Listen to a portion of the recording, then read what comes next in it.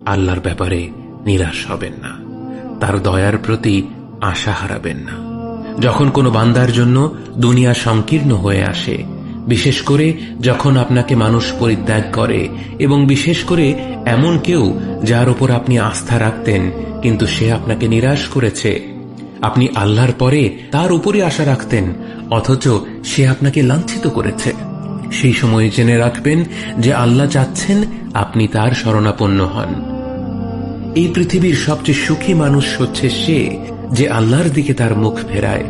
এই পৃথিবীর সবচেয়ে সুখী মানুষ সে যে আল্লাহর কাছে তার হৃদয় সমর্পণ করে। মনে রাখবেন যে আপনার একজন মালিক রয়েছেন যিনি আপনার প্রতি আপনার নিজের নফসের থেকেও দয়াবান, যিনি আপনাকে ভালোবাসেন এবং ভালোবাসেন যে আপনি তার কাছেই আশ্রয়ের জন্য ছুটে যান আর তাকেই আপনার দোয়ায় ডাকেন।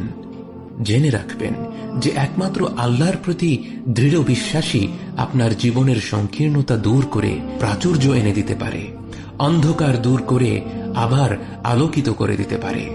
আপনি জেনে রাখবেন